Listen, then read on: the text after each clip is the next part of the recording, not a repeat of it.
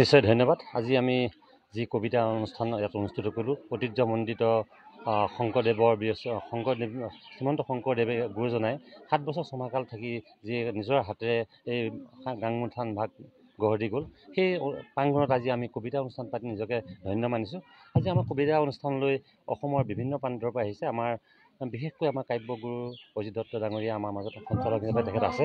আৰু লগতে আমাৰ বিশ্বনাথ চাৰিআলি, তেজপুৰ আৰু গহপুৰৰ পৰা যিসকল কবি আহিলে, কবিসকলে যথেষ্ট গুৰুত্বপূৰ্ণ কবিতাৰ লগতে গীত মাতেৰে অনুষ্ঠানভাগ জীপাল কৰি তুলিছে। গতিকে আমি যিসকল পাঠকে বা যিসকলে আমাৰ আজি অনুষ্ঠানভাগত সহযোগিতা কৰিলে প্ৰত্যেককে আমি আন্তৰিক ধন্যবাদ জনাইছোঁ। আৰু লগতে আমি এটা কথা ক'ব বিচাৰোঁ যে ভৱিষ্যত প্ৰজন্মই আজি অনুষ্ঠানৰ পৰা যথেষ্ট শিকিছে বুলি আমি ক'ব পাৰোঁ। আজিৰ অনুভৱ খুবেই ভাল।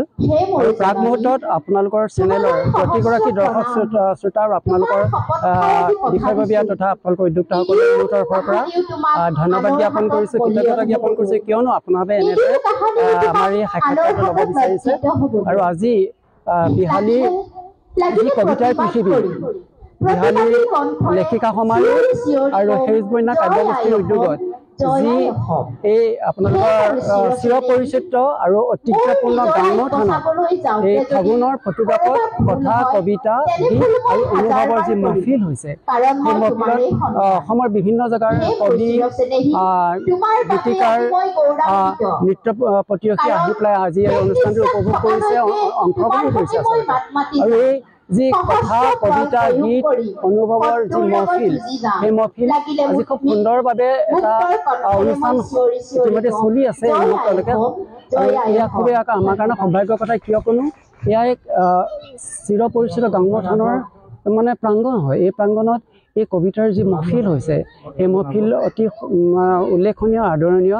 আৰু মই তিনিচুকীয়াৰ পৰা আহি পেলাই ইয়াত মুখ্য অতিথি হিচাপে অংশগ্ৰহণ কৰিবলগীয়া হৈছে আৰু তেওঁলোকৰ নিমন্ত্ৰণ। আৰু এয়া মোক আশাত এয়া ভাতৃপ্ৰতিম প্ৰকাশ কায়স্থ আৰু প্ৰকাশ কায়স্থ, খগেন মটক আৰু কৰণ শইকীয়া, এই তিনিজনৰ খুব বেছি হাৰে সময় যে অনুষ্ঠানটোত লাগি আছিল। আৰু তেওঁলোকৰ কাৰণে আজি অনুষ্ঠানটো পূৰ্ণতা পাইছে বুলি ধৰিছোঁ। তেজপুৰ বা বিভিন্ন প্ৰাংগণৰ পৰা, বিভিন্ন ঠাইৰ পৰা কবি, মানে গায়ক বা গীতিকাৰ বন্ধুসকল আহিছে, নৃত্য প্ৰতিৰক্ষী আহিছে। তেওঁলোকে গোটেই অনুষ্ঠানটো সুন্দৰকৈ আমাক আজি উপভোগ কৰাত সহযোগ কৰিলে। আৰু অনুষ্ঠানটো যুৱ প্ৰজন্মই আচলতে আকৰ্ষিত কৰিবনে বা যুৱ প্ৰজন্মই অনুষ্ঠানৰ পৰা লাভান্বিত হ'ব বুলি ভাবেনে আপুনি? নিশ্চয়কৈ ভাবোঁ। সেইকাৰণে মোৰ সঞ্চালনৰ পৰা আমাৰ বহু উদীয়মান ল'ৰা বা ছোৱালী, তেওঁলোকক মই অনুভাগ যন্ত্ৰটোলৈ আগলৈ নিমন্ত্ৰণ কৰিছোঁ। তেওঁলোকে কৈছে, ছাৰ আমি কেতিয়াও কথা কৈ পোৱা নাই। মই কৈছোঁ, তোমালোকে কথা কোৱা, আৰম্ভটো কৰিব লাগিব। তোমালোকে ক'ৰবাত যদি তোমালোকে কথা কওঁতে যেনিবা জটি পৰি যায়, তাৰ পৰা মই আৰম্ভ কৰিম। তাৰপাছত তেওঁলোকক তেনেকৈয়ে ধৰক অনুভাগ যন্ত্ৰটো আগলৈ প্ৰথম তেওঁলোকক নিমন্ত্ৰণ জনাই তেওঁলোকে প্ৰথম আজি অনুভাগ যন্ত্ৰটোত কথা কৈছে আৰু সেইটো তেওঁলোকে স্বীকাৰ কৰিছে এই অভাজনৰ পৰা সাহস পাইছোঁ বুলি। আৰু তেতিয়া তেওঁলোকে এটা কথা কৈছে যে আমিও আপোনালোকৰ দৰে কবি সাহিত্যিকৰ এই অনুষ্ঠানত আমি উপভোগ কৰিব লাগে, আমি আপোনালোকৰ পৰা বহুত জ্ঞান আহৰণ কৰিবলগীয়া আছে আৰু কৰিব লাগে।